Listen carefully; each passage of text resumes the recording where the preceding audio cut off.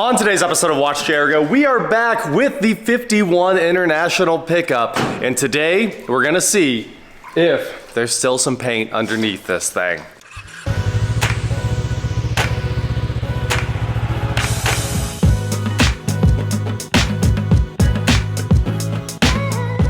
What is going on, guys? I am WatchJRGo, and today I'm here with Eric, and he has some barkeepers friend here, the Cybertruck detailing solution.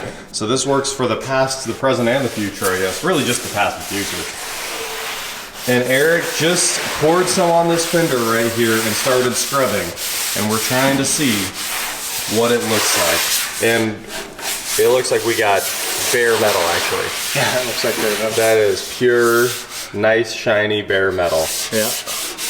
Well, we're gonna do the whole truck. That's where we're at. We're gonna try to clean this thing up today, and we're gonna just find out what it looks like after she gets scrubbed down. Maybe there's more paint, maybe there's more bare metal. It's just a journey we have to go on together, and it's just Scotch-Brite pads, water, and a lot of scrubbing. I think it's going to be a 50-50 mix. 50-50 paint and bare metal. Because you got, this is pretty blue. Yep. Then you got bare metal, and then you got, where the sun wouldn't hit it so hard, you got blue. But absolutely. Honestly, that's kind of what I was hoping for, because we might ride the Patina for a little while, but then we both talked about it. It has to get painted and blue. We love the blue. It has to be blue with the pudding wheels. It's the only way. I'll have to find a aftermarket set of wheels and re-putting them, and then see if I can get the center caps back on. Absolutely, we need international center caps on it.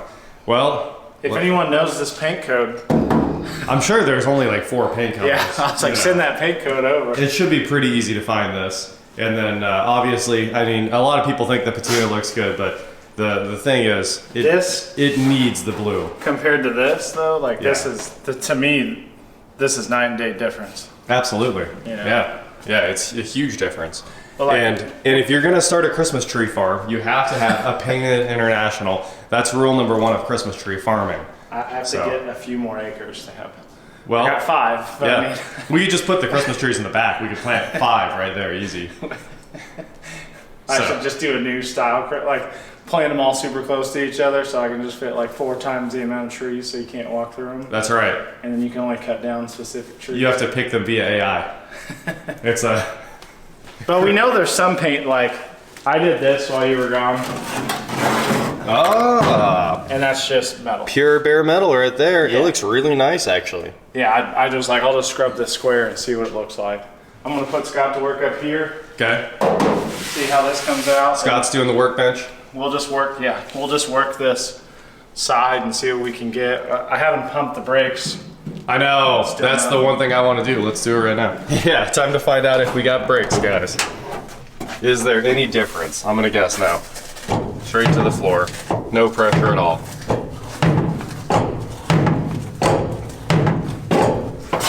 Brakes are not back.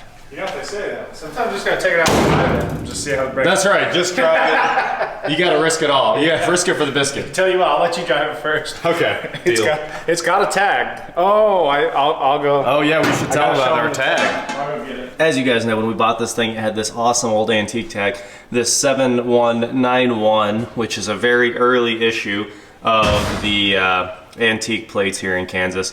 Not the really old ones that had color painted and offset backgrounds. Those are the really cool ones, but this must have been issued in like the late 90s or something like that, probably the last time it was actually updated.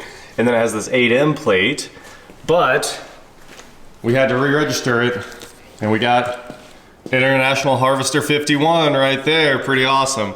So IHLI, and you know, it's not, what else were we gonna go with? I forgot the other options. Well, we couldn't do Jeepers Creepers. Great, can't put Creeper on it. Because we would have to change the horn and all that, and we didn't want to do Tomater.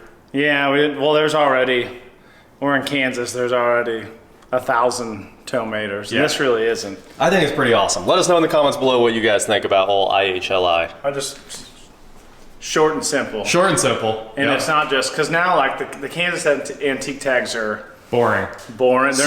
They're not pressed anymore. Yep. You know, it's just not great. So instead of just getting some 7-8 digit number that doesn't mean anything, we just figured we'd throw something at it. So yep. Cost a fortune. Oh, I love it. I love it. It says VIN 102229. That's pretty cool. Yeah. Huh. When I called insurance, like, is that VIN like 5, maybe 6 digits? I was like, yeah, that's what it is. Sheol. All right, well, let's transform this thing.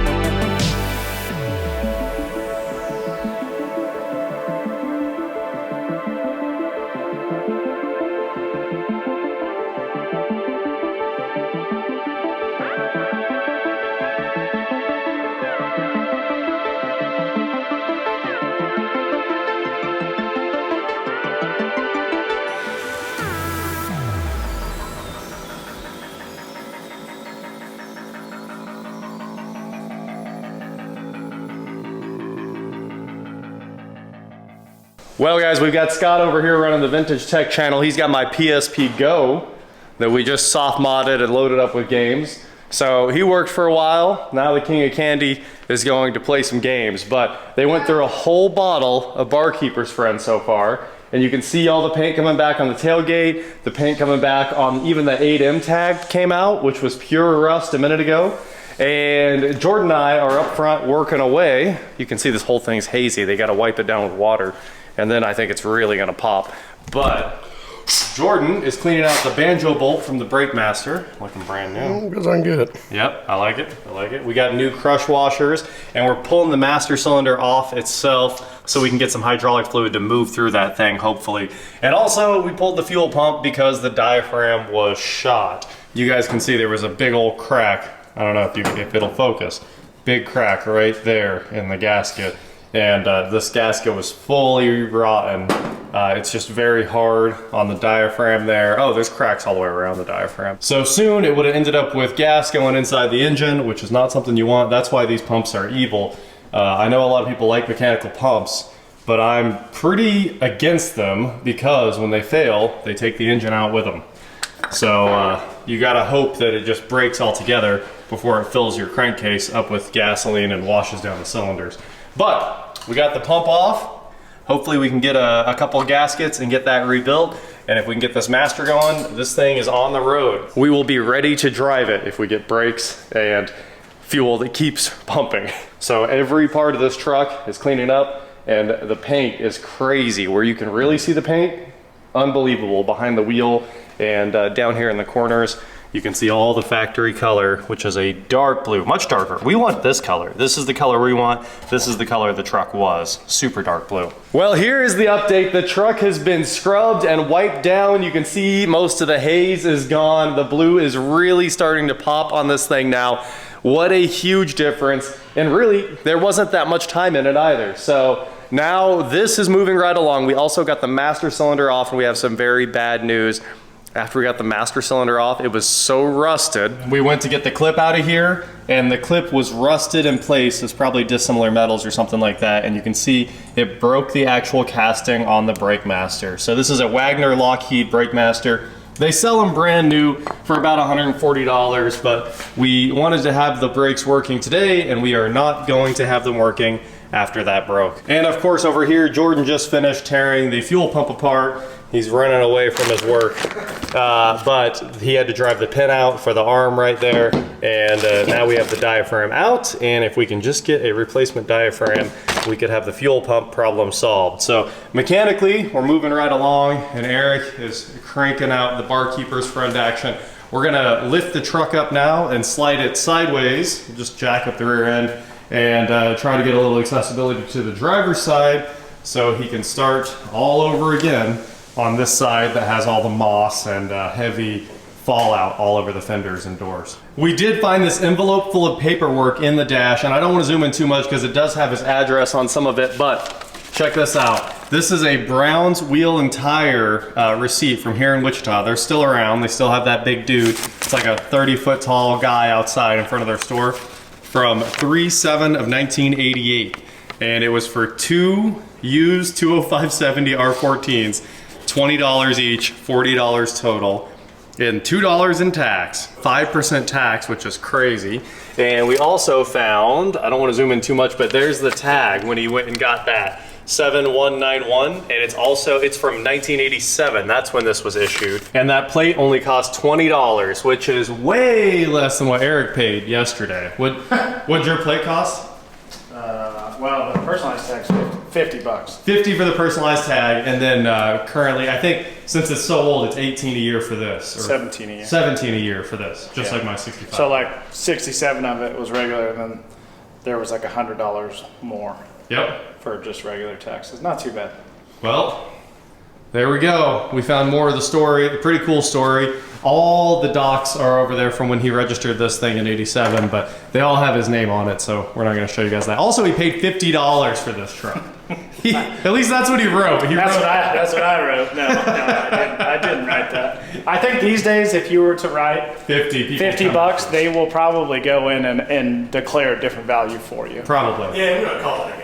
Yeah, no, it's not even that. They'll just look it up and be like, well, we see they're selling for $9,000, so we'll just write $9,000 on it. Be like, please don't. At least you could have just taken that in and be like, he paid 50, we paid 50. I actually paid $49. Join us as we go now live to this side of the truck, where it looks like there's less blue. There's blue coming out.